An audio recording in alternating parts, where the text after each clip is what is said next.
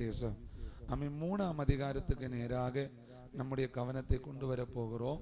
அதனுடைய 3வது வசனத்தை நம்ம எல்லாரும் திருப்பும்போ ஒருவர் வாசிப்பாங்க. வாசிங்களே. இயேசு அவனுக்கு பிரதியுத்தரமாக ஒருவன் மறுபடியும் பிறவாவிட்டால் தேவனுடைய ராஜ்யத்தை காண மாட்டான் என்று மெய்யாகவே உனக்கு சொல்லுகிறேன் என்றார். நல்லவர் அல்லேலூயா. சத்தமவர் அல்லேலூயா. பின்னால் இருந்து பலமா அவர் அல்லேலூயா. கர்த்தர் ஆசீர்வதிக்கட்ടെ. இந்த வார்த்தை நமக்கு தெரியாதவைகள் அல்ல, இந்த வார்த்தையை கடைபிடிக்காதவர் அல்ல என்பது என்னுடைய கருத்து. இதற்குள்ளாக இருக்கிற எல்லா தெய்வ பிள்ளைகளும் மறுபடியும் பிறந்தவர்கள் என்று நான் நினைக்கிறேன். அல்லேலூயா. மறுபடியும் பிறவாதவர்கள் மறுபடியும் பிறப்பதற்காக ஆமென் ஆயத்தப்படுங்கள். கர்த்தர் நமக்கு கிருபைகளை தருவார். இன்றைக்கு இந்த வார்த்தையை மையப்படுத்தி தான் நம்ம தேவனுடைய வார்த்தைகளை நம்ம தியானிக்க போகிறோம். நம்ம எல்லாரும் மறுபடியும் பிறந்தோம். எப்படி பிறந்தோம்? ஜலத்தினாலே ஜலம் என்று எடுத்துக்கொண்டால் மூழ்கி ஞானஸ்நானம் எடுத்துக்கொண்ட. அல்லேலூயா. 2 வசனத்தினாலே பிறக்கப்பட்டிருக்கிறோம். 3 ஆவியினாலே நம்ம பிறக்கப்பட்டிருக்கிறோம். இந்த 3 தருணங்களில் பிறக்கப்பட்டவங்க ஒரு அல்லேலூயா சொல்லுங்க பார்க்கலாம். நான் என் சபையில் சொல்லுவது ஒரு வழக்கம் உண்டு. அரை கையை நான் நம்ப மாட்டேன். அல்லேலூயா. சொன்ன ஒரு நல்ல ஒரு அல்லேலூயா சொல்லுங்களேன். கர்த்தர் ஆசீர்வதிக்கட்ടെ. இப்போ நம்ம எல்லாரும் மறுபடி பிறந்தோம். இந்த மறுபடி பிறந்த நமக்குள்ளே நடந்த ஒரு 4 மாற்றங்களை குறித்து தான் நம்ம தியானிக்க போகிறோம். மறுபடியும் பிறந்த நமக்குள்ளே நடந்த ஒரு 4 மாற்றம். அல்லேலூயா. நீங்க உங்களை கேட்டு பாருங்க, உங்களுக்குள்ள ஏதாச்சும் மாற்றம் நடந்திருக்கா? சில தலை மாத்திரம் ஆடுது. நமக்குள்ள மாற்றம் நடந்திருக்கா? S, no? அல்லேலூயா. 4 மாற்றங்கள் மறுபடியும் பிறக்கிற ஒரு நபருக்குள்ள நடக்கிற ஒரு 4 மாற்றம். எல்லாரும் வேகமாய் வேத புஸ்தகத்தை திருப்போமா? 1வது காரியம், யோவான் எழுதின சுவிசேஷம் 8ஆம் அதிகாரம் 42வது வசனத்தை ஒருவர் வாசிங்க. இயேசு அவர்களை நோக்கி தேவன் உங்கள் பிதாவாயிருந்தால் என்னிடத்தில் அன்பாயிருப்பீர்கள். போதும். இந்த 44 வாசிங்களே. நீங்கள் உங்கள் பிதாவாகிய பிசாசானவனால் உண்டானவர்கள். போதுமம்மா, கைகளை உயர்த்துற. அல்லேலூயா. அப்போ முதலாவது நடக்கிற மாற்றம், ஒரு மறுபடியும் பிறந்த ஒரு தெய்வ பிள்ளைக்கு முதலாவது நடக்கிற ஒரு மாற்றம், பிசாசின் பிள்ளையாய் இருந்தவர்கள் தேவனுடைய பிள்ளைகளாய் மாறுகிறார்கள். அவர் அல்லேலூயா சொல்லுங்க பார்க்கலாம். அப்போ நம்ம யாருடைய பிள்ளையாய் இருக்கிறோம்? நீங்க பேச மாட்டீங்களோ? யாருடைய பிள்ளையா இருக்கிறோம்? மறுபடியும் பிறந்தவங்க. நல்ல கவனிங்க. பிசாசின் பிள்ளைகளா இருந்தோம். கைகளை உயர்த்துற. அல்லேலூயா. இப்ப பிசாசின் பிள்ளைகள் எப்படி நமக்கு கண்டுபிடிக்க முடியும்? வேத புஸ்தகத்தில் அழகாக ஒரு தெளிவு யோவான் நிருபத்தில் சொல்லி இருக்கிறார். 1 யோவான் 3ஆம் அதிகாரம் 8வது வசனம், பிசாசினால் உண்டானவன் பாவம் செய்கிறான். கைகளை உயர்த்துற. அல்லேலூயா. அப்போ பிசாசினால பிறந்தவர்கள், அதாவது பிசாசின் பிள்ளைகளா இருந்த வேளையில நம்ம என்ன செஞ்சோம்? பாவம் செய்தோம். சொல்லுங்க அந்த வார்த்தையை. எல்லாரும் சொல்லுங்க அந்த வார்த்தையை. பாவம் செய்தோம். கைகளை உயர்த்துற. அல்லேலூயா. அந்த பிசாசின் பிள்ளைகளா இருந்த நம்ம ரட்சிக்கப்பட்டு மறுபடியும் பிறந்த வேளையில தெய்வத்தின் பிள்ளையாய் மாறி இருக்கிறோம். அதை நான் பாக்கியமாய் கருதுகிறேன்னு சொல்லுகிறவங்க ஒரு அல்லேலூயா.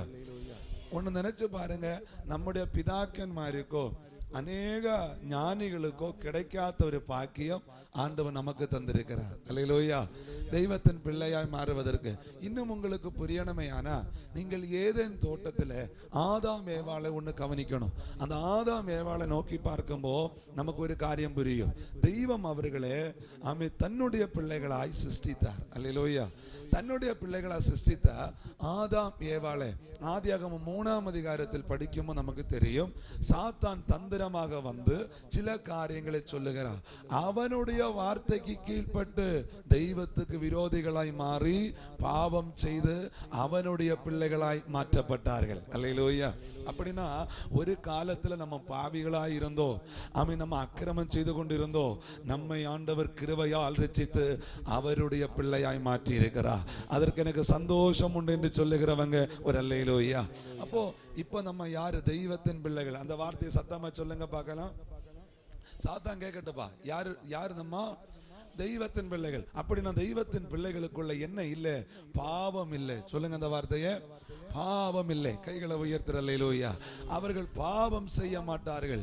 இன்னைக்கு சிலர் சொல்றாங்க, அவன் கண்ணெல்லாம் உருட்டி பார்க்கறாங்க, பாஸ்டர் நாங்க எல்லாம் பாவிகளான்னு. நான் ஒரு வார்த்தை சொல்லுவேன், இந்த உலகத்துல பரிசுத்தவான் யாரும் கிடையாது. அல்லேலூயா.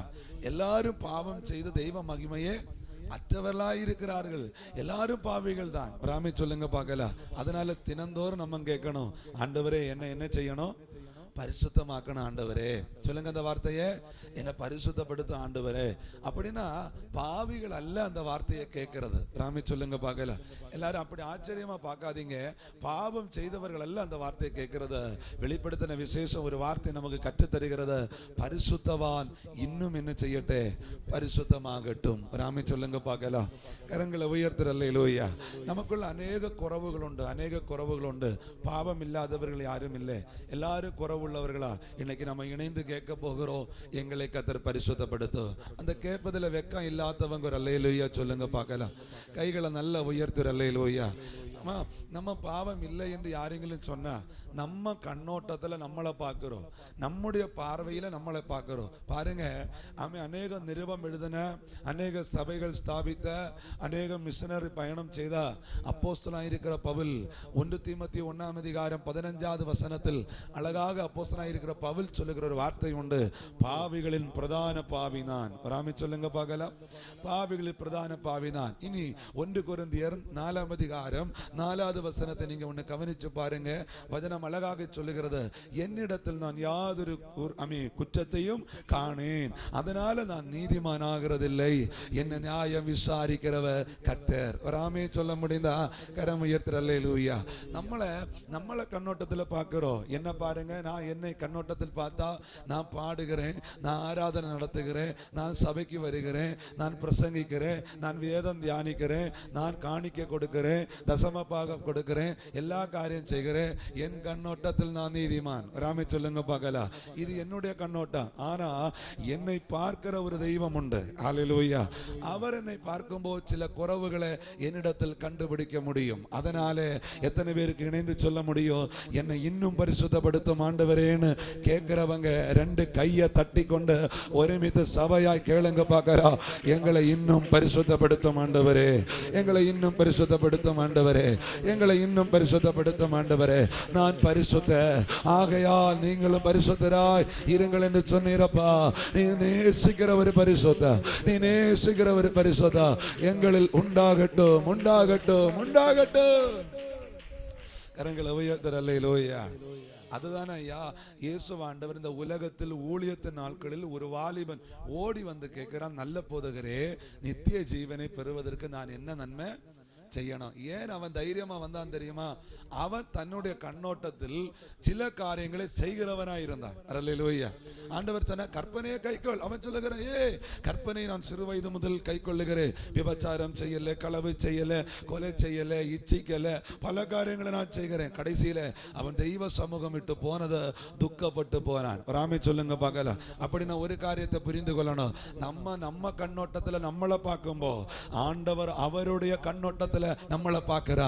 அநேக குறைவுகள் தெரியும். இன்னைக்கு சொல்லணும், ஏதெങ്കിലും குறைவுகள் என்னில் இருந்தால் ஆவியானவர் உணர்த்தணும். அந்த பாவங்களை என்னிடம் இருந்து நீக்கணும். நான் இன்னும் பரிசுத்தமாக நான் விரும்புகிறேன்.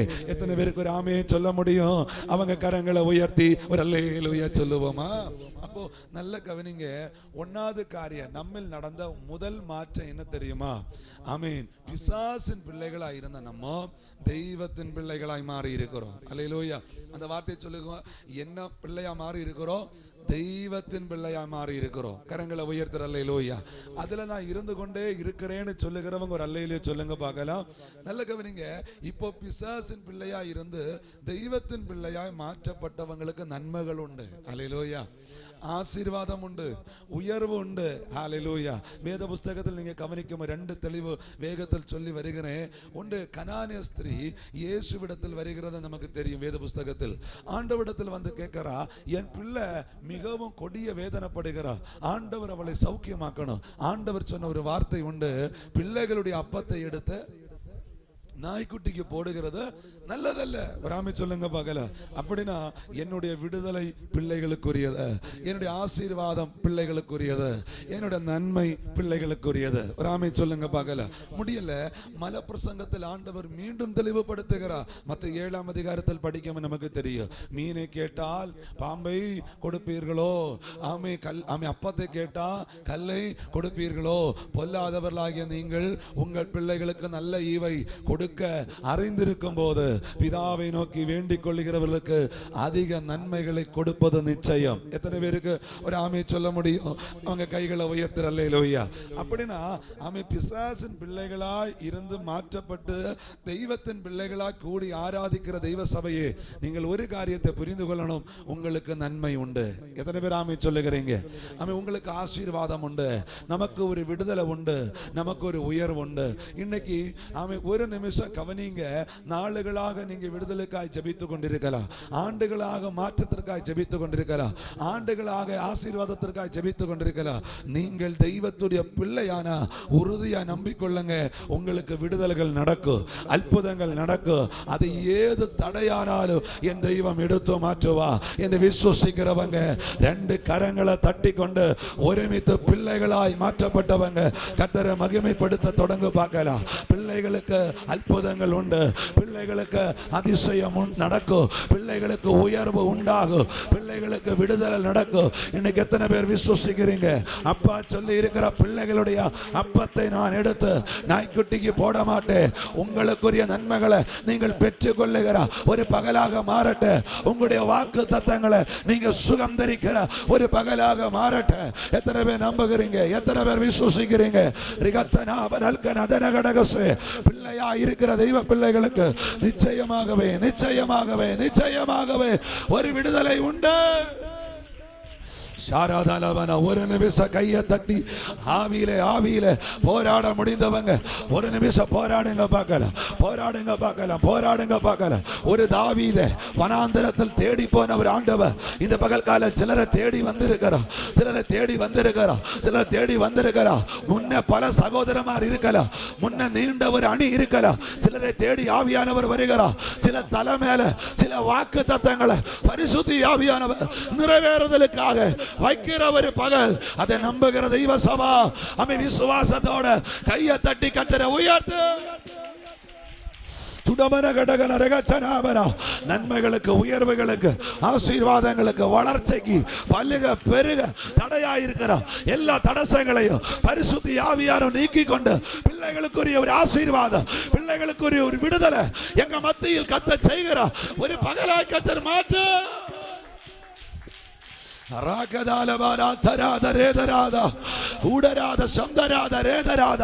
நாளுகளாக பெற்றுக்கொள்ள முடியாத சில விடுதல்கள், ஆண்டுகளாக பெற்றுக்கொள்ள முடியாத சில விடுதல்கள், காத்திருந்து மடுத்து போன காரியம் இனி பிரார்த்திச்சுட்டு மறுபடி இல்லை என்று இருக்கிற சில விஷயத்தின் மேல தெய்வத்தின் அதிகாரம் வெளிப்படுகிற ஒரு பகலால் பரிசுத்த ஆவியானவர் மாற்றட்டும். ராகதலபன சந்தராதன ரேதராதன வைடராதன சூடராதன சந்தராதன இழந்து போன சில நன்மைகளை, இழந்து போன சில விடுதலைகளை, கைவிட்டு போன சில காரியங்களை பரிசுத்த ஆவியானவர் கைக்கோட அடுப்பிக்கிற ஒரு பகலா பரிசுத்த ஆவியானவர் மாற்றுவீராக. ராதலபல ரகதலபல சுடமன கடகன உடமன கடகன ரகத்தனாவன அத்தனரேதன ராதனராதன சந்தரராதன சூடமராதன வைடமே. Glory to God, glory to God, glory to God, glory to God. ஹalleluya, ஹalleluya. பிள்ளைகளுக்குள்ள ஆசீர்வாதம், பிள்ளைகளுக்கு ஒரு ஆசீர்வாதம், பிள்ளைகளாய் மாற்றப்பட்டவர்களுடைய ஆசீர்வாதம். விடாதீங்க, விடாதீங்க. எத்தனை பேருக்கு அதை கேட்க முடியும்? யாக்கோபு போராடினா, நீர் என்னை ஆசீர்வதித்தால் ஒழிய உண்மை நான் போக விட மாட்டேன்.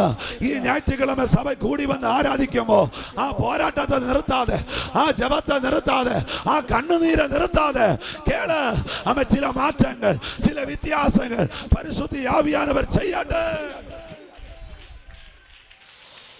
ரவலகடகம் துலபலகடகன ரகத்தனாபன ரிபலகடகன ஜுடபலகடகன ரகத்தனாபன.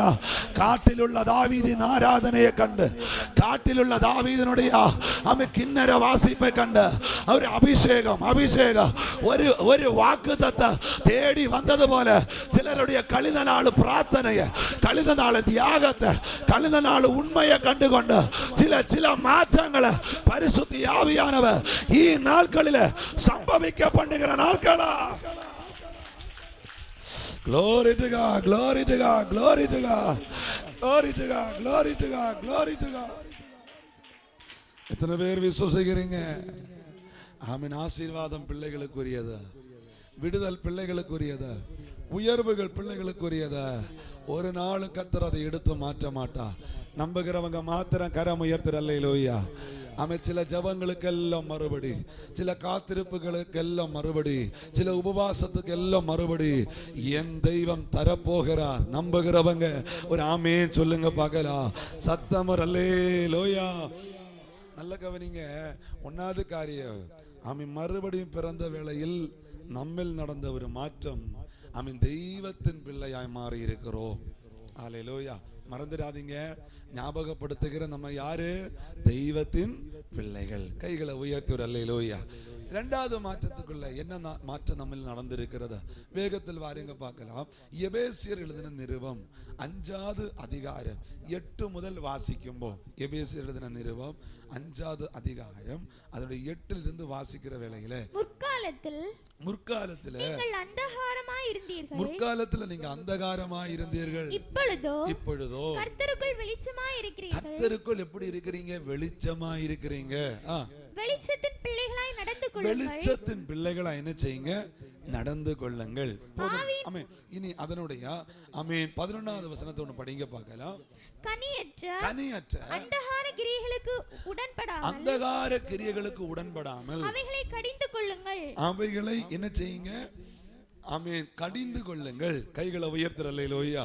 சத்தம் ஒரு ஆமென் சொல்லுங்க பார்க்கலாம். அப்படின்னா மறுபடியும் பிறந்த நம்மில நடந்த இரண்டாவது மாற்றம், வெளிச்சத்தின் பிள்ளைகளாய் மாறி இருக்கிறோம். சொல்லுங்க அந்த வார்த்தைய. நீங்க மலையாளியோ?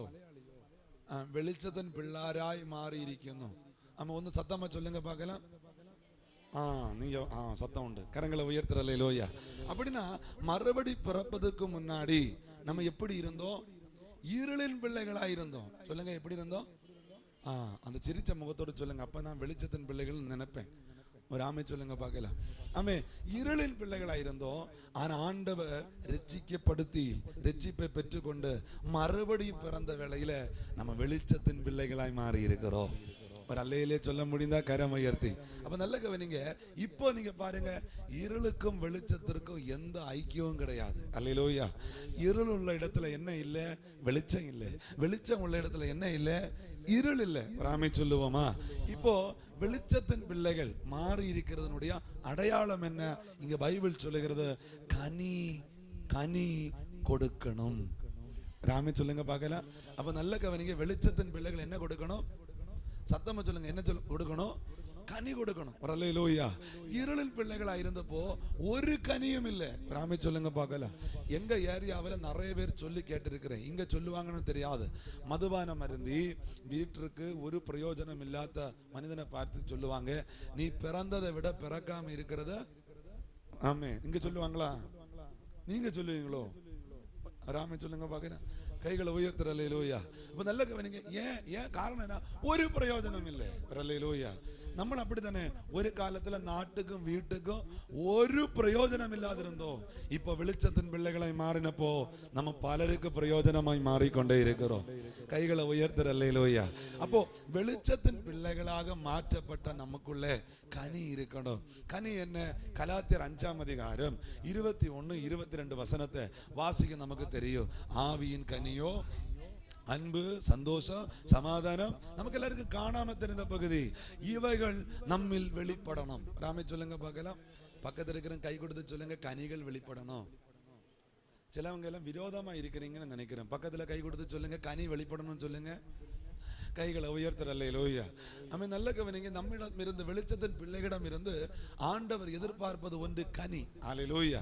நமக்கு வேதத்தில் அழகாக காண முடியும். ஆமென். ஆமென். கனி கொடாத மரம் எல்லாம் வெட்டுண்டு அக்கினியில் என்ன செய்யப்படும்? போடப்படும். ஒரு ஆமென் சொல்லுங்க பார்க்கலாம். நம்ம எல்லாம் மரங்களை எல்லாம் நடுகிறவங்க, இல்லைன்னா செடிகளை எல்லாம் நடுகிறவங்க, கடைக்கு போயிட்டு ஒரு மரக்கண்டை விலை கொடுத்து வாங்கிட்டு வருவோம். அந்த ஆளு சொல்லுவாங்க, 5 வருஷம் ஆகும்போ உனக்கு இந்த மரம் என்ன தரும்? பலன் தரும், நல்ல ஒரு பலன் தரும். ஆனா இதை நம்பி அமை பாதுகாத்து உரம் போட்டு தண்ணீர் பாய்ச்சி வளர்த்துவோம். 5 வருஷமாச்சு, 6 வருஷமாச்சு, 7 வருஷமாச்சு, 8 வருஷமாச்சு, பலம் இல்லை. இன்னைக்கு நடத்தி இருக்கிறவங்க ரல்லையில சொல்லுங்க பார்க்கலாம். இப்போ அந்த பள்ளம் கொடுக்காத மரத்தை நடத்தி இருக்கிறீங்களா? உங்களை எனக்கு ஒரு போட்டோ எடுக்கணும்னா ஒரு ஆமை சொல்லுங்க பார்க்கல.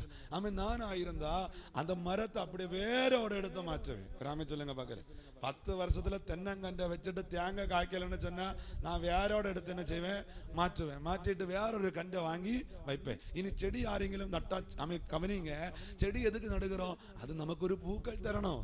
அது தராம இருந்தா தண்ணி ஊத்துவோமா? ஊத்த மாட்டோம், தூக்கி எடுத்து மாற்றுவோம். அதே மாதிரி தான் ஆண்டவர் 2025 கிருபையால் கொண்டு வந்திருக்கிறார். நீங்க ஆமே சொல்லல.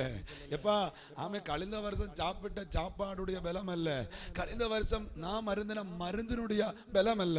நம்மளே ஆமே அநேக ஆண்டுகளாய் ட்ரீட்மெண்ட் செய்கிற ஒரு டாக்டருடைய பலம் அல்ல, ஏதோ சிடி ஸ்கேனுடைய ஆமே பவர் அல்ல. எத்தனை பேருக்கு ஒருமித்து சொல்ல முடியும்? தெய்வத்துடைய கிருபையினாலே 2025 கர்த்தர் என்னை கொண்டு வந்து வைத்திருக்கிறார். எதற்கு கொண்டு வந்து வைத்தார்? ஆமே வேத வசனம் நமக்கு தெரிந்தபடியினால் நான் எடுக்க விரும்பல. ஆமே எஜமான் சொல்லுகிறார், இந்த மரம் ஏன் நிலத்தை கெடுத்து போடுகிறது? இதை வெட்டி போடு. வேலைக்காரன் சொன்னா இந்த ஒரு ஆண்டு நிக்கட்டும், கனி கொடுத்தா சரி, கொடாவிட்டால் அதை நீக்கி போடுவோம். எத்தனை பேருக்கு உறுதியாய் சொல்ல முடியும்? இந்த ஆண்டு என்ன நடத்தினதுடைய பின்னணி, என் அப்பா விருப்பப்படுகிற கனி நான் கொடுக்கணும். அந்த கனி உள்ள பிள்ளையா நான் வாழ என்னை அர்ப்பணிக்கிறேன் சொல்லுகிறவங்க 2 கையை தட்டி கொண்டு ஒருமித்து சொல்லு, நம்ம வெளிச்சத்தின் பிள்ளைகள், நம்ம வெளிச்சத்தின் பிள்ளைகள், நம்ம வெளிச்சத்தின் பிள்ளைகள், நம்ம வெளிச்சத்தின் பிள்ளைகள், கனி கொடுக்க வேண்டியவர்கள், கனி கொடுக்க வேண்டியவர்கள். ஹல்லேலூயா. எத்தனை பேருக்கு ஒருமித்து சொல்ல முடியும்? அந்த வரியை மட்டும் சொல்லுவோமா? நல்ல கனி கொடா மரங்களெல்லாம் வெட்டுண்டு அக்கினியில் போடப்ப. கைய தட்டே. நல்ல கனிகொடா மரங்களெல்லாம் வெட்டுண்டு அக்கினியில் போடப்படோ. ராஜா ஆயத்தமாவோ ராஜா. கைய தட்ட முடிந்த எல்லாரும் கைய தட்டே. இயேசு வருகிறார், எதிர்கொண்டு செல்வோ. இயேசு வருகிறார், எதிர்கொண்டு செல்வோ. நல்ல கனிகொடா மரங்களெல்லாம் வெட்டுண்டு அக்கினியில் போடப்படோ. நல்ல கனி கொடுக்கிற ஒரு மரமா எங்களை கர்த்தர் மாற்றோ. நீர் போடப்ப இணைந்து சொல்லுவோ. ராஜா என் அப்பா எதிர்பார்க்கிற ஒரு கனி 2025 எங்களில் உண்டாகட்டும். இயேசு வருகிறார், எதிர்கொண்டு செல்வோ. இயேசு வருகிறார், எதிர்கொண்டு செல். ஒரு முறை கூட ராஜா ராஜா வருகிறார். கனி இல்லாத அனுபவங்கள் எங்களுக்கு வேண்டாம். கனி கொடுக்கிற ஒரு பிள்ளைகளா எங்களை மாற்றும். கைகளை உயர்த்துற அல்லேலூயா. அப்போ வெளிச்சத்தின் பிள்ளைகள் ஒன்று கனி கொடுக்கணும். அல்லேலூயா. இன்னைக்கு யாருடைய வாழ்க்கையில கனி இல்லைன்னா, என் அப்பா எதிர்பார்க்கிற கனி இல்லைன்னா, ஆண்டவர் இன்னைக்கும் விட்டு வச்சிருக்கிறது கிருபை. நீங்க ஒரு ஆமென் சொல்லலாமா? கிருபை கிருபை. அல்லேலூயா. அந்த கிருபையை அசாட்ட பண்ணக்கூடாது, நம்ம கனி கொடுக்கணும். கரங்களை உயர்த்தி. நம்ம 2 வெளிச்சத்தின் பிள்ளைகள். பைபிள் இன்னொரு வசனம் சொல்லுகிறது, உன்னில் உள்ள வெளிச்சம் இருளாகாதபடிக்கு எச்சரிக்கையா இருக்கணும். அல்லேலூயா. நம்ம வெளிச்சத்தின் பிள்ளைகளா? இனி இருளுக்கு எந்த விதமான அவகாசம் இல்லை. நம்ம வெளிச்சத்தின் பிள்ளைகள், நம்மிலுள்ள வெளிச்சம் இருளாகாதபடிக்கு எச்சரிக்கையாயிருக்கணும். அல்லேலூயா. ஆமென். நமக்கு அழகாக தெரியும், நீங்கள் உலகத்திற்கு வெளிச்சமாய் இருக்கிறீர்கள் என்று ஆண்டவர் சொல்லி இருக்கிறார். அல்லேலூயா. இப்ப நீங்க ஒரு முறை கவனிச்சு பாருங்க. ஆமென். நம்முடைய ஆண்டவருடைய வருகையே சுட்டி காட்டுகிற ஒரு மத்தேயு 25ஆம் அதிகாரத்தில் 10 பேர் ஆயத்தமாய் இருந்தாங்க. 5 பேர் எண்ணெய் உள்ளவராய் இருந்தாங்க, 5 பேர் எண்ணெய் இல்லாதவராய் இருந்தாங்க. அந்த புத்தி இல்லாதவங்க சொல்லுகிற ஒரு வார்த்தை நமக்கு தெரியும், எங்கள் தீவட்டிகள் அணைந்து போகிறதே. கைகளை உயர்த்துற அல்லேலூயா. எங்கள் தீவட்டிகள் அணைந்து போகிறதே. ஒரு பகுதியோடு சொல்லி அந்த பகுதியை விட வாஞ்சிக்கிறேன். யாருடைய வாழ்க்கையிலாவது எதையாச்சும் நஷ்டப்பட்டு நீங்க வந்திருக்கிறீங்களா? உங்களை பார்த்து நான் சொல்லுகிறேன், அந்த வெளிச்சம் நஷ்டப்படும்போ பலதும் நஷ்டப்படும். ராமே சொல்லுங்க பார்க்கலாம். வெளிச்சம் இருளாகும்போ பலதும் நஷ்டப்படும். ஒரு தெளிவு தருகிறேன். 10 வெள்ளிக்காசு உள்ள ஒரு சகோதரி, ஒரு வெள்ளிக்காசு நஷ்டப்பட்டு போனது. அவள் என்ன செய்தா? விளக்கை கொளுத்தி வீட்டை பெருக்கி அதை தேட ஆரம்பித்தா. இன்னைக்கு எத்தனை பேருக்கு புரிந்து கொள்ள முடியும்? எப்போ ஜெபம் நஷ்டமானதோ, எப்போ ஆராதனை நஷ்டமானதோ, எப்போ பரிசுத்தம் நஷ்டமானதோ, எப்போ தீர்மானத்தை விட்டு வெளியே போனோமோ, அன்றிலிருந்து சிலது நஷ்டப்பட்டு கொண்டே இருக்கிறது. ராமே. இன்னைக்கு எத்தனை பேருக்கு சொல்ல முடியும், அந்த வெளிச்சத்தை ஒண்ணு பிரகாசிக்க என்னை ஒப்பு கொடுக்கிறேன், ஒப்பு கொடுத்து பாரு, சில நஷ்டப்பட்டது நம்முடைய கரத்திലേക്ക് வரும். அதை நம்புகிறவங்க ஒரு ஆமே சொல்லுங்க பார்க்கலாம். இனி ஒரு பகுதி கூட சொல்லி அந்த பகுதியை விடுகிறேன். அம்மா 7 ஆண்டு மீதியானியருடைய அடிமைத்தனம் இஸ்ரவேலுக்குள்ளே விதைக்கிற விதைய போல கெடுத்து போட்ட மீதியானியர் பிள்ளைகளுக்கு கூட ஆகாரம் இல்லாமல் ஒதுக்கி போட்ட ஒரு தருணம் நியாயாதிபதி புஸ்தகத்தில் நமக்கு காண முடியும். கிதியோனை கர்த்தர் எழுப்புகிறார், கூட 300 பேரை கர்த்தர் எழுப்புகிறார். எழுப்பி அவங்க செய்த காரியம் என்ன தெரியுமா? பானைக்குள்ள தீவட்டியை வைத்திருந்தாங்க. வராமே சொல்லுங்க பார்க்கலாம். அந்த 300 பேருடைய பானைக்குள்ள வைத்திருந்த தீவட்டி எரியாத தீவட்டி அல்ல, அது எரிகிற தீவட்டியா இருந்தது. அந்த பிரகாசத்தை சத்துரு பாளையம் கண்ட வேளையில ஒருவருக்கு விரோதமாய் ஒருவர் எழும்பி யுத்தத்தை இஸ்ரவேல் ஜனத்திற்கு அனுகூலமாய் கர்த்தர் மாற்றினார். விசுவாசிக்கிறவங்க கரமுயர்த்தி ராமே சொல்லு பார்க்கலாம். இந்த காலை நேரத்தில் உன்னில் உள்ள வெளிச்சம் எவ்வளவு தூரம் பிரகாசம் கொடுக்கிறதோ அத்தனை தூரம் சத்துருடைய கிரியைகள் அழிக்கப்படும். ராமே சொல்ல முடிந்தால் கரமுயர்த்தி அல்லேலூயா. எந்த பந்தனத்தினாலும், எந்த போராட்டத்தினாலும், எந்த சத்துருடைய தந்திரத்தினாலும் நம்மை மேற்கொள்ள முடியாம இருக்கணுமையானா நமக்கு தந்த வெளிச்சம் இருளாக கூடாது.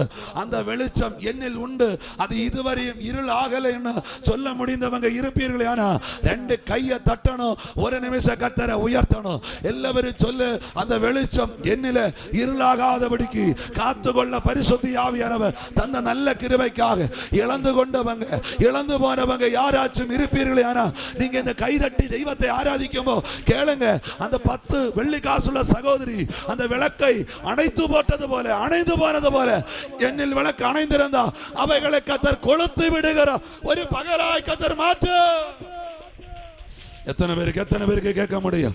அந்த இழந்த ஜெபம் வரட்டும், அந்த இழந்த ஆராதனை வரட்டும், இழந்த பரிசுத்தம் வரட்டும், ஆவியின் நிறைவு வரட்டும். அபிஷேகம் பரிசுத்த ஆவியுடைய நிறைவு கடந்து வர பரிசுத்த ஆவியானவர் நமக்கு உதவி செய்யட்டும். எத்தனை பேர் கேட்க முடியும்? ஏமா இந்த காலை நேரத்தில் கவனி, நம்ம இருக்கிற வெளிச்சம் இருளாக கூடாது. அல்லேலூயா சொல்ல முடிந்தால் கைகளை உயர்த்துற அல்லேலூயா. அப்படின்னா 2வது காரியம் என்ன நடந்திருக்கு? இருளில் இருந்த நம்ம வெளிச்சத்தின் பிள்ளைகளாய் மாறி இருக்கிறோம். அல்லேலூயா. இனி நடந்த காரியத்தின் 3வது காரியம் வேகமாய் வருகிறேன், வாசிங்க பார்க்கலாம். 1 பேதுரு 1ஆம் அதிகாரம் 13வது வசனத்திலிருந்து வாசிப்போமா?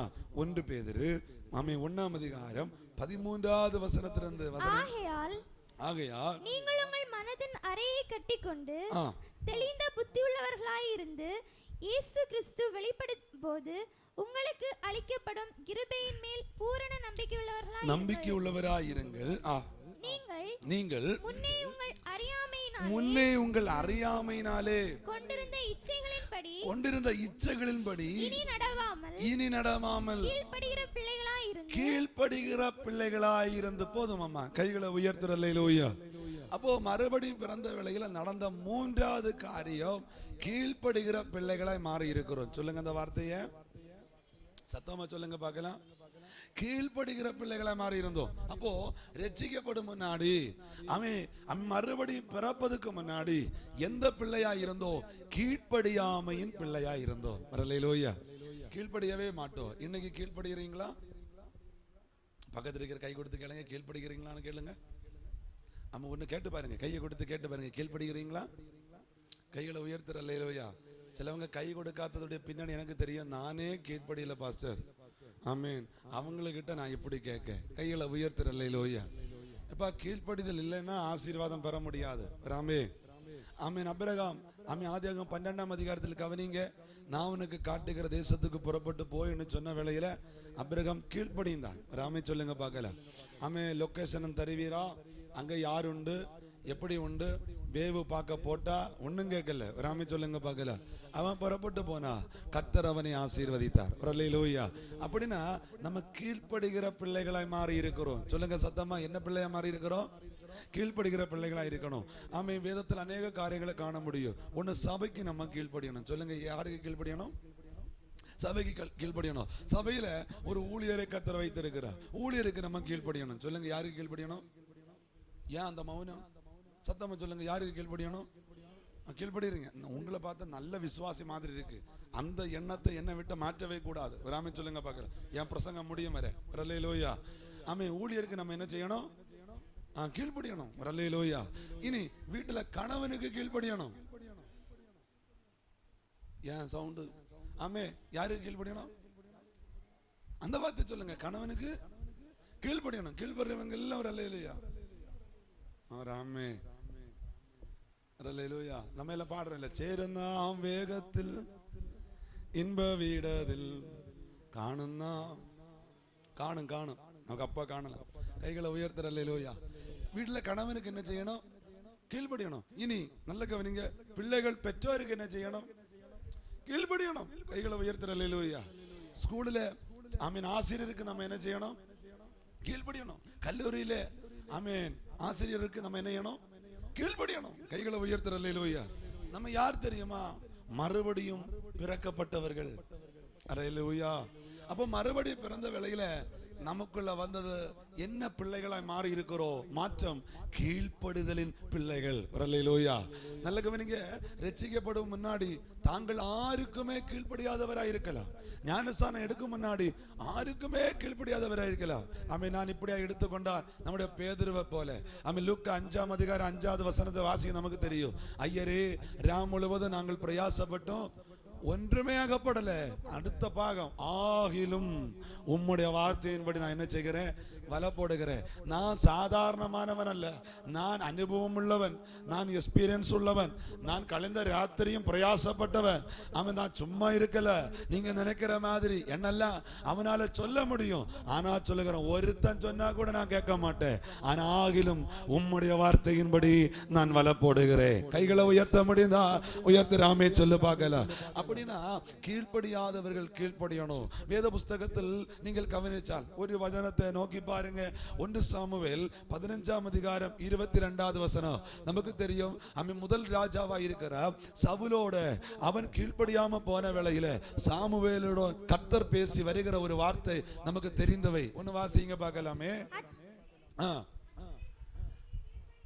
கர்த்தருடைய சத்தத்திற்கு கீழ்ப்படுகிறதை பார்க்கிலும் சர்வாங்க தகன பலிகளும் கர்த்தருக்கு பிரியமாய் இருக்குமோ? போதும் போதும். கைகளை உயர்த்துற. அல்லேலூயா. பலியை பார்க்கலும் கீழ்ப்படிதல். கைகளை உயர்த்துற. அல்லேலூயா. இப்போ ஆண்டவர் சொன்ன அவைகள் எல்லாம் முற்றிலுமா அழிச்சிரு. அவன் அழிக்காம கொஞ்சத்தை மீதி வச்சா. எந்த சாக்கில மீதி வச்சான் தெரியுமா? இவைகள் கர்த்தருக்கு ஆராதனை செலுத்த. ராம சொல்லுங்க பார்க்கல. இவைகள் கர்த்தருக்கு ஆராதனை செலுத்த ஆண்டவர் மறுசத்தம் கொடுக்கிறார். எப்பா? பலியை பார்க்கலும் கீழ்ப்படிதல் தான் முக்கியம். ராம சொல்லுங்க பார்க்கலாம். எத்தனை பேர் விசுவாசத்தோட சொல்லுகிறீங்க? என்னுடைய பாடலை விட, என் ஆராதனை விட, என் பிரசங்கத்தை விட, என் பைபிள் தியானத்தை விட, எல்லாவற்றை விட என் இயேசு அப்பாவுக்கு கீழ்ப்படுகிறதா பிரதானம். அந்த கீழ்ப்படுதல் உள்ள பிள்ளையாய் மாற எங்களுக்கு ஒரு கிருபையை தாரும் ஆண்டவரேன்னு கேட்கிறவங்க 2 கையை தட்டி கொண்டு ஒருமித்த இந்த காலை நேரத்தில் கேளு பார்க்கலாம். நாங்கள் கீழ்ப்படியாமையின் பிள்ளை அல்ல, நாங்கள் கீழ்ப்படுகிற பிள்ளைகள். ஒரு மாற்றம். ரட்சிக்கப்பட்ட மறுபடியும் பிறந்த நமக்குள்ள ஒரு மாற்றம் உண்டாகட்டும். ஹalleluya. கைகளை உயர்த்துற அல்லேலூயா. நல்ல கவனிங்க, இயேசுப்பாவுக்கு கீழ்ப்படியாத யாராச்சும் இருந்தால் நம்ம எல்லாம் மறுபடியும் பிறந்தவர்கள் கீழ்ப்படுகிற பிள்ளைகளை மாறணும் என்று தெய்வம் விரும்புகிறார். கரங்களை உயர்த்துற அல்லேலூயா.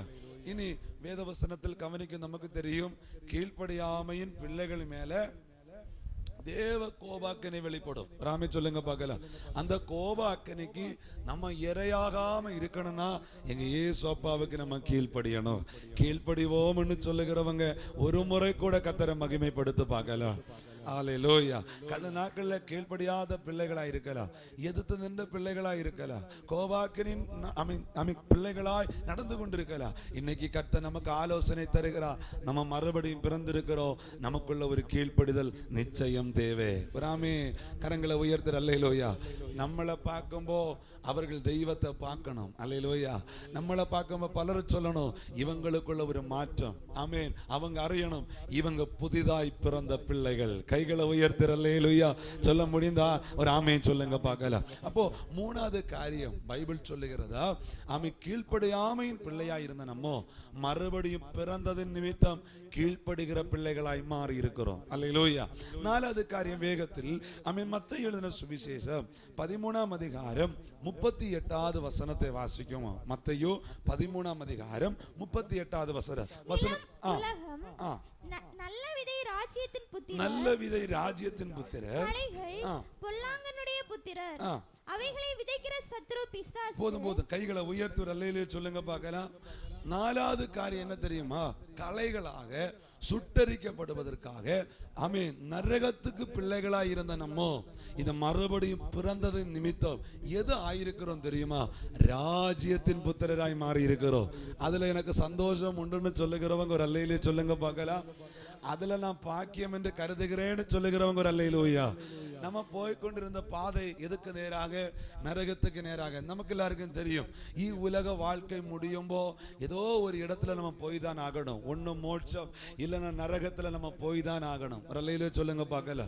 அப்படி நம்ம நரகத்தின் பிள்ளைகளாக போய்கொண்டிருந்த நம்மை ஆண்டவர் ரட்சித்து மறுபடியும் பிறக்க வைத்து ராஜ்யத்தின் பிள்ளைகளாய் மாறி இருக்கிறோம். இன்னைக்கு நம்முடைய நம்பிக்கை என்ன? இன்னைக்கு என் மரணமே ஆனாலும் அந்த ராஜ்யத்தை நான் சுகந்தரிப்பேன். இன்னைக்கு இயேசுப்பாவுடைய வருகையானாலும் அந்த ராஜ்யத்தை நான் சுகந்தரிப்பேன். அந்த நம்பிக்கை உள்ளவங்க ஒரு ஆமென் சொல்லுங்க பார்க்கலாம். அல்லேலூயா சொல்லுங்க பார்க்கலாம். ஆமென். நமக்கு தெரியும், ஆண்டவருடைய வருகை திருடனை போல இருக்கும். அவர் சொல்லாமல் வருவார். இந்த காலத்தை நோக்கி பாருங்க, இந்த அடையாளங்களை நோக்கி பாருங்க, உலகத்தில் சம்பவிக்கிற காரியங்களை நோக்கி பாருங்க. தெய்வத்துடைய வருகை மிகவும் சமீபம் என்று அவைகள் நமக்கு சுட்டி காட்டுகின்றன. ஆமென். அப்படின்னா மறுபடியும் பிறந்த நம்ம யாரா இருக்கிறோம்? ராஜ்யத்தின் பிள்ளைகளாய் இருக்கிறோம். அந்த ஞாபகத்தோடு வாழ, நல்ல விதையாய் காணப்பட, நல்ல நிலமாய் காணப்பட ஆவியானவர் எங்களுக்கு கிருபை தருவார் என்று விசுவாசிக்கிறவங்க ரெண்டு கையை தட்டி கொண்டு ஒருமித்து சொல்லு, மறுபடியும் பிறந்ததின் நிமித்தம் நம்ம யாராய் மாறி இருக்கிறோம்? ராஜ்யத்தின் புத்திர, தேவனுடைய ராஜ்யத்தின் புத்திரராய் மாறி இருக்கிறோம். அதுல எனக்கு ஒரு சந்தோஷம் உண்டு என்று சொல்லுகிறவங்க நல்ல கையை தட்டி கத்தாதி கத்தர, ராஜாதி ராஜாவே எல்லாரும் ஒருமித்து உயர்த்துங்க பார்க்கலாம். சாமி உயர்த்துங்க பார்க்கலாம். நம்ம ராஜ்யத்தின் புத்திரர், ராஜ்யத்தின் புத்திரர், தெய்வ ராஜ்யத்தின் புத்திரர். கரங்களை உயர்த்துற அல்லேலூயா. சத்தம் ஒரு ஆமென் சொல்லுவோமா? அப்ப நல்ல கவனிங்க, மறுபடியும் பிறந்ததின் நிமித்தம் நமக்குள்ள நடந்த சில மாற்றங்கள். ஒன்று, தெய்வத்தின் பிள்ளையாய் மாறி இருக்கிறோம். அல்லேலூயா.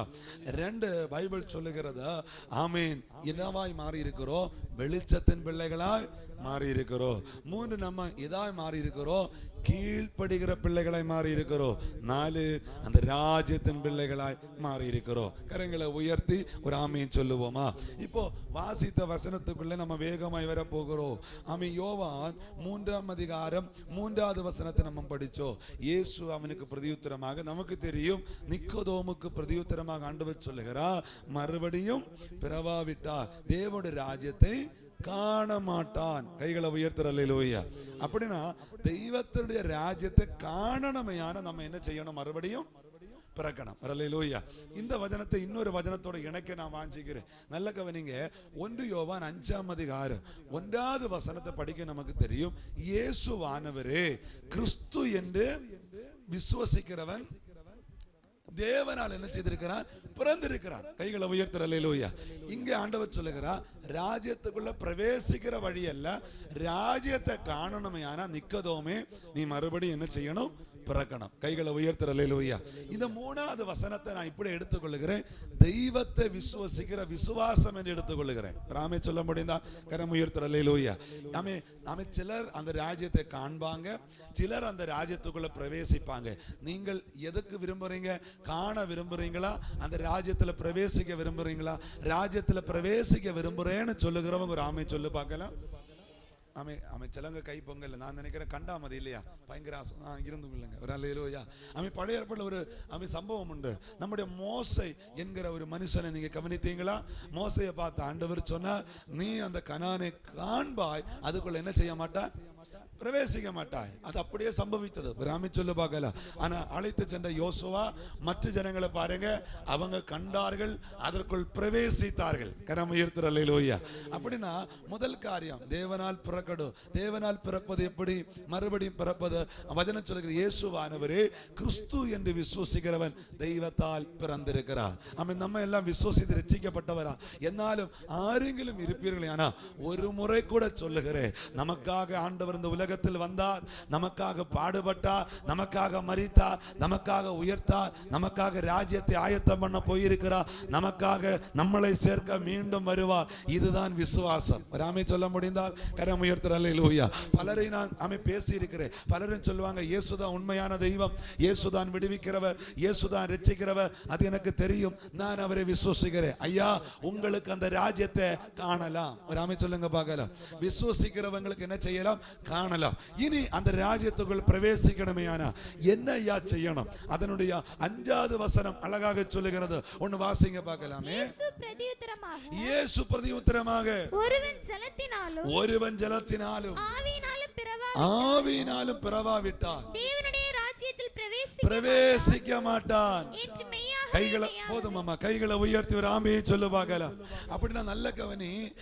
தேவனால் பிறந்தான், அதாவது விசுவாசம் ஒரு நபருக்கு இருக்குமே. ஆனா அந்த ராஜ்யத்தை காணலாம். ராமே சொல்லுங்க பார்க்கலாம். இனி அந்த ராஜ்யத்துக்குள் பிரவேசிக்கணுமே. ஆனா நீ ஜலத்தினாலும் பிறக்கணும், ஆவியினாலும் பிறக்கணும். அந்த வார்த்தை சொல்லுங்க, ஜலத்தினாலும் ஆவியினாலும் பிறக்கணும். இங்க இருக்கிற எல்லாரும் ஜலத்துல பிறந்தீர்கள் என்று நான் நினைக்கிறேன். ஒரு முறை கூட சொல்லுகிறேன், மூழ்கி ஜலத்துல எடுக்கிற ஞானஸ்நானத்தை குறிக்கிறது. ராமே சொல்லுங்க பார்க்கலாம். பிதா குமாரன் பரிசுத்தியாவின் நாமத்தில் மூழ்கி எடுக்கிற ஞானஸ்நானம். இதற்குள்ள யாரெങ്കിലും ஞானஸ்நானம் எடுக்காத இருப்பீர்களே, ஆனா நீங்க கண்டிப்பா எடுக்கணும். ராமே சொல்லுங்க பார்க்கலாம். கரங்களை உயர்த்துற. அல்லேலூயா. அப்படின்னா நம்ம ஜலத்தினால பிறந்திருக்கிறோம். ஜலத்தினால பிறந்ததோடு முடியாது. அடுத்த பாகம் சொல்லுகிறது, நீங்க அழகாக கவனிக்கணும். ஜலத்தினால மட்டும் அல்ல, ஆவியினால பிறக்கணும். அந்த வார்த்தை சொல்லுங்க, எதனால பிறக்கணும்? கரம் உயர்த்தி ராமே சொல்லுங்க பார்க்கலாம். ஆவியினால பிறக்கணும், ஆவியினால பிறக்கணும்.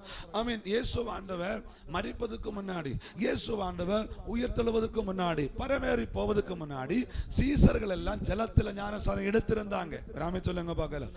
சீசர்கள் எல்லாம் ஜலத்துல ஞானஸ்நானம் எடுத்திருந்தாங்க. ஆனால் பரமேறி போன பிறகு மார்க்குவின் மாளிகையில அவர்கள் காத்திருந்தாங்க. 50வது நாளில பரிசுத்த ஆவியானவர் ஆவியினாலே அவர்களை ஞானஸ்நானம் பண்ணினார். ராமே சொல்ல முடிந்தா கரம் உயர்த்துற. அல்லேலூயா. இதற்குள்ள நான் ஒரு வார்த்தையை சொல்லுகிறேன். இப்போ ஆவியினாலே ஞானஸ்நானம் பெற்றுக்கொள்ளாதவங்க நிச்சயம் ஆவியினாலே ஞானஸ்நானம் பெற்றுக்கொள்ளணும். அல்லேலூயா. பரிசுத்த ஆவியை பெற்றுக்கொள்ளாதவங்க பரிசுத்த ஆவியை பெற்றுக்கொள்ளணும். பரிசுத்த ஆவியை நஷ்டப்படுத்தினவங்க பரிசுத்த ஆவியை திரும்பவும் பெறணும். எத்தனை பேர் வாஞ்சிக்கிறீங்க? அவங்க கரங்களை உயர்த்த முடிந்தா உயர்த்துற. அல்லேலூயா. சில வார்த்தைகளை சொல்லி நம்ம வேகத்தில் ஆராதிக்க போகிறோம். வசனம் சொல்லுகிற ரோமர் 8ஆம் அதிகாரத்தில் வரும்போது நமக்கு தெரியும், என்னுடைய ஆவி இல்லாதவன் என்னுடையவன் அல்ல. ராமே சொல்லுங்க பார்க்கலாம். என்னுடைய ஆவி இல்லாதவன் என்னுடையவன் அல்ல. அப்படின்னா பரிசுத்த ஆவியே பெறாதவர் அவருடையவன் அல்ல என்று பைபிள் திட்டம் தெளிவாக சொல்லப்படுகிறது. அப்படின்னா பெற்றுக்கொள்ளாதவங்க எத்தனை பேருக்கு ஒருமித்து கேட்க முடியும்? இந்த சபை ஆராதனை நடுவில் அந்த ஆவியானவருடைய வல்லமையை எங்க மேல ஊற்றுங்க ஆண்டவரேன்னு கேட்கிறவங்க மாத்திரம் கரமும் சத்தமும் உயர்த்தி ஒரு ஆமே சொல்லுங்க பார்க்கலாம். இனி அடையாளமா இருக்கிற அந்நிய பாஷையை பெற்றுக்கொள்ளாதவங்க அந்நிய பாஷையை நிச்சயமாய் பெற்றுக்கொள்ளணும். ராமே சொல்லுங்க பார்க்கல, நிச்சயமாய் பெற்றுக்கொள்ளணும். நல்ல கவனிங்க, பரிசுத்த ஆவியை விரும்புங்க, பரிசுத்த ஆவியானவர் நிச்சயமா நம்ம இடத்தில் வருவார். ராமே சொல்லுங்க பார்க்கல. இனி அது நஷ்டப்பட்டு போயிருக்கிறதா? பரிசுத்த ஆவியானவர் என்னோடு கூட இருக்கிறாரா? ஒரு சிந்திங்க பார்க்கலாமே. நல்ல கவனிங்க, பரிசுத்த ஆவியானவர் நம்மை விட்டு போய்விட்டாலும் கைதட்டலாம். ராமே சொல்லுங்க பார்க்கலாம். இந்த ஃபேனை நீங்க இப்ப ஆஃப் பண்ணுங்க பார்க்கலாம், கொஞ்ச நேரம் சுத்ததான் செய்யும். ராமே சொல்லுங்க பார்க்கல. அது ஓடி வந்த வேகத்துல கொஞ்ச நேரம் சுத்ததான் செய்யும், அது முடிவில் அது நிற்கும். ராமே சொல்லுங்க பார்க்கல. அப்படின்னா நின்று விடாம இருக்கணும்னா, தொடர்ந்து ஓடணுமே, ஆனா அந்த ராஜ்யத்தில் போகணுமே, ஆனா பரிசுத்த ஆவியானவர் நிச்சயம் நமக்கு தேவை. ஒரு ஆமே சொல்ல முடிந்தால் கரம் உயர்த்தி ஒரு அல்லேலூயா.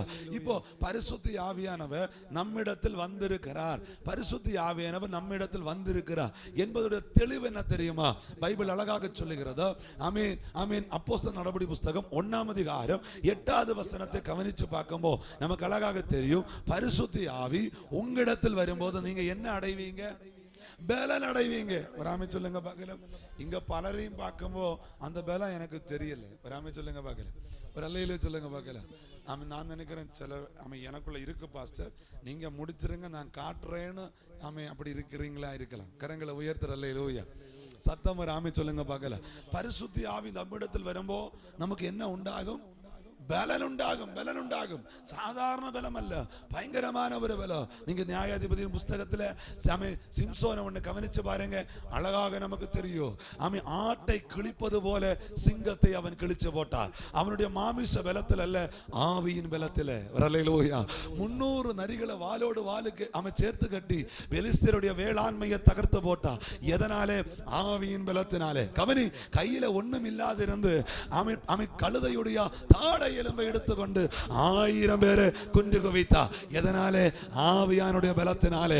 இன்னைக்கு பலம் நஷ்டப்பட்டு சோர்ந்து போயிருந்தால் இன்னைக்கு பகல் காலம் அந்த பலத்தை நமக்கு தர ஆவியானவர் நிரப்பப்படுகிற ஒரு நேரமா இந்த நேரத்தை மாற்றம் என்று விரும்புகிறவங்க 2 கையை தட்டி கொண்டு ஒருமித்த இந்த காலை நேரத்தில் சபையாய் கேளுங்க பார்க்கலாம். பரிசுத்த ஆவியானவருடைய நிரப்பப்படுதல், பரிசுத்த ஆவியானோட ஊற்றப்படுதல், பரிசுத்த ஆவியுடைய பலம் எங்க மத்தியில எங்களுக்குள்ளே ஆவியானவர் தருகிற, ஆவியானவர் நிரப்புகிற ஒரு காலை நேரமாய் பரிசுத்த ஆவியானவரின் நேரத்தை மாற்று.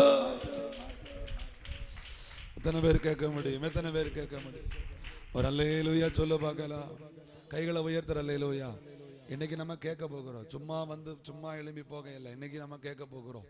ஆண்டவரே, அந்த ஆவியின் பலத்தை எங்களுக்கு என்ன செய்யும்? தாரும் ஆண்டவரே. ஆவியானவரை நஷ்டப்படுத்தி இருந்தா ஆண்டவரோடு கேட்கணும், அந்த ஆவியானவரை எங்களுக்கு திரும்ப தாரும் ஆண்டவரே. அந்த ஆவியானவர் எங்களோடு கூட இருக்கணும் ஆண்டவரே. எத்தனை பேருக்கு கேட்க மனம் உண்டு? அவங்க கரம் உயர்த்துற அல்லேலூயா. ஆமே. பாத்திரம் எவ்வளவு இருந்ததோ அவ்வளவு தூரம் எண்ணெய் நிரப்பப்பட்டது. பாத்திரம் இல்லை என்று சொன்ன வேளையில தான் அந்த எண்ணெய் நின்று போனது. அல்லேலூயா. அப்படி நம்முடைய வாஞ்சை எவ்வளவோ, நம்முடைய தாகம் எவ்வளவோ அவ்வளவு தூரம் ஆவியானவர் ஊற்றப்படுவார். ராமே சொல்ல முடிந்தால் கரம் உயர்த்துற அல்லேலூயா. ஆவியினாலே நம்ம பிறக்கணும், ஆவியினால பிறக்கணும். பைபிள் சொல்லுகிறது, மாமிசத்தினால பிறப்பது மாமிசமா இருக்கும், ஆவியினால பிறக்கிறது ஆவினால இருக்கும். இனி ஒரு சிந்த மாத்திரம் சொல்லி நம்ம எழும்ப போகிறோம். இப்போ ஆவியினால பிறந்தவங்க ஆவியினால நடத்தப்படணும். சொல்லுங்க அந்த வார்த்தைய. ஆரால நடத்தப்படணும்? ஆவியினால நடத்தப்படணும், ஆவியானவரால நடத்தப்படணும். ஆமே. ரோமர் 8ஆம் அதிகாரத்தில் நீங்க படிக்கும் நமக்கு தெரியும், எவர்கள் ஆவியானவரால் நடத்தப்படுகிறார்களோ அவர்கள் தேவனுடைய புத்திரர் எனப்படுவார்கள். கைகளை உயர்த்துற அல்லேலூயா.